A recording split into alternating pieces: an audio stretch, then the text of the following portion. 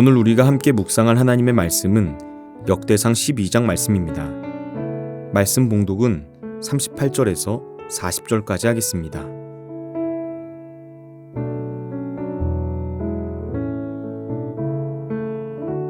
이 모든 군사가 전열을 갖추고 다 성심으로 헤브론에 이르러 다윗을 온 이스라엘 왕으로 삼고자 하고 또 이스라엘의 남은 자도 다 한마음으로 다윗을 왕으로 삼고자 하여 무리가 거기서 다윗과 함께 사흘을 지내며 먹고 마셨으니 이는 그들의 형제가 이미 식물을 준비하였음이며 또 그들의 근처에 있는 자로부터 이사갈과 스불론과 납달리까지도 나귀와 낙타와 노새와 소에다 음식을 많이 실어왔으니 곧 밀가루 과자와 무화과 과자와 건포도와 포도주와 기름이요 소와 양도 많이 가져왔으니 이는 이스라엘 가운데 기쁨이 있음이었더라. 아멘.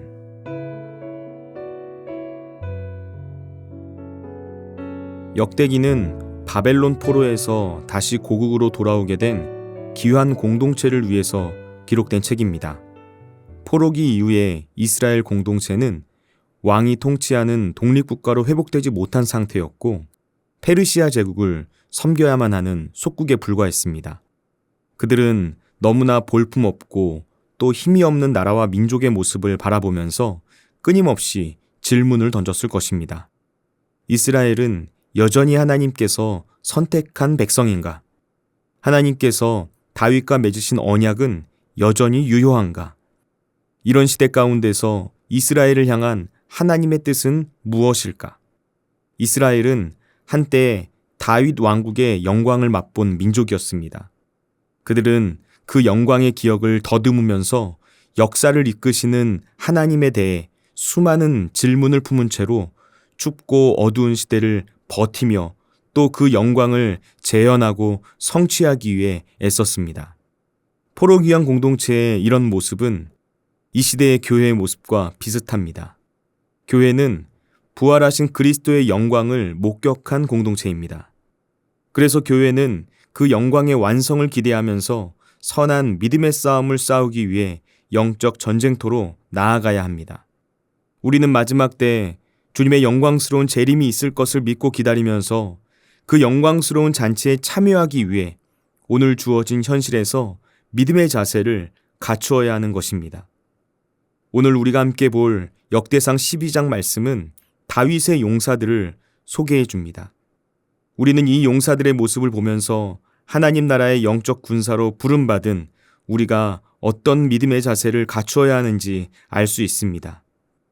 우리에게 어떤 믿음의 자세가 필요합니까? 우리에게는 왕을 도와 싸우고자 하는 태도가 있어야만 합니다. 역대상 12장에는 다윗 왕을 도운 용사들의 이름이 나열됩니다.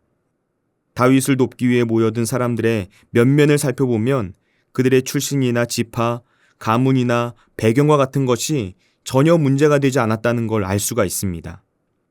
역대상 12장의 첫째 단락에 해당하는 1절에서 22절까지 말씀은 베냐민, 갓, 유다, 므낫세라는 이렇게 4개의 지파에서 다윗을 돕기 위해 자발적으로 모인 사람들을 언급해 줍니다.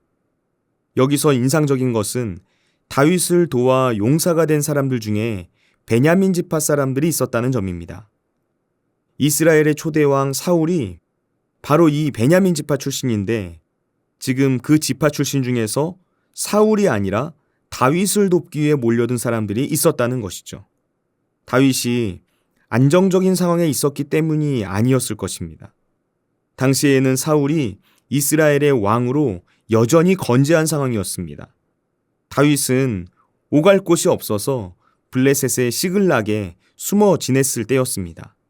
그런데 그 사람들이 사울이 아니라 다윗에게로 몰려들었다는 것이죠. 다윗 자신도 자기 곁으로 사람들이 몰려드는 상황을 이해할 수 없었습니다. 다윗은 광야의 요새로 몰려든 사람들이 자신을 속여서 사울에게 넘겨주기 위해 온 것은 아닐까 불안한 마음이 있었습니다. 그런 다윗에게 역대상 12장 18절 말씀에서 아마새가 이런 말을 합니다. 그때 성령이 30명의 우두머리 아마새를 감싸시니 이르되 다윗이여 우리가 당신에게 속하겠고 이새의 아들이여 우리가 당신과 함께 있으리니 원하건대 평안하소서. 당신도 평안하고 당신을 돕는 자에게도 평안이 있을지니 이는 당신의 하나님이 당신을 도우심이니이다 한지라. 다윗이 그들을 받아들여 군대의 지휘관을 삼았더라. 당신의 하나님이 당신을 도우심이니이다 라고 말하고 있습니다. 지금 다윗이 있는 곳 광야입니다. 광야에는 그 어떤 안락함도 편리함도 없습니다. 그런데 그 광야까지 뜻이 있는 사람들이 몰려들었습니다. 그들이 왜 이곳에 몰려든 것입니까? 다윗과 함께 하셔서 다윗을 도우신 하나님이 거기에 계셨기 때문입니다. 결국 하나님이 계시기 때문에 주님의 뜻이 사울의 왕궁이 아니라 다윗이 머물러 있는 광야에 있었기 때문에 수많은 다윗의 용사들이 모이게 되었다는 것이죠. 여러분, 다윗을 중심으로 시작된 공동체에는 이런 특징이 있었습니다. 다윗의 용사들은 혈연을 뛰어넘어서 대의에 헌신한 사람들이었습니다. 그들은 사람이나 환경, 조건을 본 것이 아니라 하나님을 바라봤습니다. 그들의 시선이 하나님을 향해 있었기 때문에 그저 안락한 삶에 머물러 있는 것이 아니라 기꺼이 고난에 참여하는 선택을 할 수 있게 된 것입니다. 우리 역시 그래야 합니다.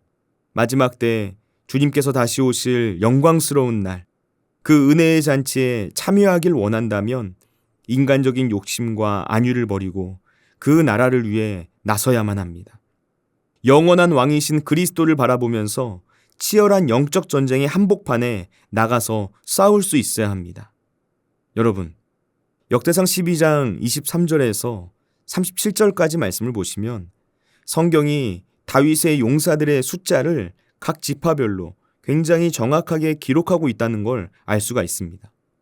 이것이 무엇을 의미해 줍니까? 하나님께서 이 모든 사람들을 세어보시고 기억하셨다는 것이죠. 가장 많은 숫자, 요단 동편에 12만 명입니다. 가장 적은 숫자, 젊은 용사 사독과 가문의 지휘관 22명입니다. 그 외에도 여러 지파에서 다양한 사람들이 있었습니다. 지파도 역할도 인원도 다릅니다. 그러나 하나님께서는 이들을 모두 기억하고 계셨습니다. 단 한 사람도 소홀하게 여기시지 않았습니다. 어떤 지파에 숫자가 더 많다고 해서 그들만 소중히 여기거나 편애하신 게 아닙니다. 모두를 소중하게 여기셨고 모두를 귀하게 생각하셨습니다. 중요한 것은 숫자의 많고 적음이 아니라 그들의 태도였습니다. 다윗의 용사들은 다윗과 생사고락을 함께한 사람들입니다. 그들은 싸움에 능했습니다. 과거를 딛고 미래로 나아가고자 했던 사람들입니다. 두 마음을 품지 않은 충성스러운 이들이었습니다. 선한 싸움의 승리는 누구를 통해 주어집니까? 탁월한 재능이 아닙니다. 왕을 향한 진심과 충성에 있는 것입니다. 오늘 우리가 읽은 본문 자세히 보시기 바랍니다. 다윗이 마침내 헤브론에 왔습니다. 38절 말씀은 이스라엘 각처에서 모인 다윗의 모든 군대와 이스라엘의 남은 사람들이 모두 한 마음으로 다윗을 왕으로 삼고자 했다고 이야기합니다. 그들은 사흘 동안 미리 준비된 식물을 먹고 마셨으며 서로 가져온 음식들을 나누어 먹으면서 풍성하게 즐겼습니다. 그 장면을 40절 말씀에서 이스라엘 가운데 기쁨이 있음이었더라 라고 설명합니다. 온 이스라엘이 성심으로 준비하여 다윗을 왕으로 추대하고 큰 잔치를 열어서 함께 기쁨을 나눈 것입니다. 아무도 소외되거나 차별받지 않았습니다. 하나님 나라의 용사들의 공동체, 바로 이런 특징을 가지고 있다는 것이죠. 서로 마음이 나뉘지 않고 함께 기쁨을 공유하는 것입니다. 그럴 때 하나님 나라의 공동체는 힘을 얻게 됩니다. 우리는 장차 완성될 영광스러운 나라를 꿈꾸고 기대하며 삽니다. 우리가 진정 그날의 기쁨을 원한다면 우리의 영원한 왕이신 주님을 바라보면서 그 주님과 생사고락을 함께하면서 치열한 영적 전쟁에 나가 싸워야만 합니다. 그 영광스러운 날이 오기까지 주님을 향한 진심과 충성으로 나아가시기 바랍니다. 그리고 서로를 돌보시기 바랍니다. 기쁨을 함께 나누시길 바랍니다. 기도하겠습니다. 우리를 사랑하시는 하나님 아버지, 다윗이 머물렀던 광야에서도 하나님의 용사들이 모여들고 그들을 통해 하나님 나라가 준비되고 있었음을 보게 됩니다. 이 시대와 세대 가운데 보이지 않는 현실을 바라보며 하나님 나라의 도래를 기대하며 살아가는 하나님의 용사들이 세워지게 하여 주옵소서. 우리의 시선이 사람이나 환경이나 조건에 머물러 있는 것이 아니라 오직 하나님께만 향하여 있도록 인도하여 주옵소서. 그래서 안락한 삶에 머물러 있는 것으로 만족하는 것이 아니라 기꺼이 고난에 참여하는 선택을 할 수 있도록 도전하게 하여 주옵소서. 과거를 딛고 미래로 나아가게 하여 주옵소서. 두 마음을 품지 않고 진심과 충성으로 나아가게 하옵소서. 기쁨을 나누게 하시고 서로를 돌볼 수 있도록 우리 교회 가운데 놀라운 일을 행하여 주옵소서. 오늘도 우리와 함께 하시는 예수님의 이름으로 기도드립니다. 아멘. 하늘에 계신 우리 아버지, 아버지의 이름을 거룩하게 하시며 아버지의 나라가 오게 하시며 아버지의 뜻이 하늘에서와 같이 땅에서도 이루어지게 하소서. 오늘 우리에게 일용할 양식을 주시고 우리가 우리에게 잘못한 사람을 용서하여 준 것 같이 우리 죄를 용서하여 주시고 우리를 시험에 빠지지 않게 하시고 악에서 구하소서. 나라와 권능과 영광이 영원히 아버지의 것입니다. 아멘.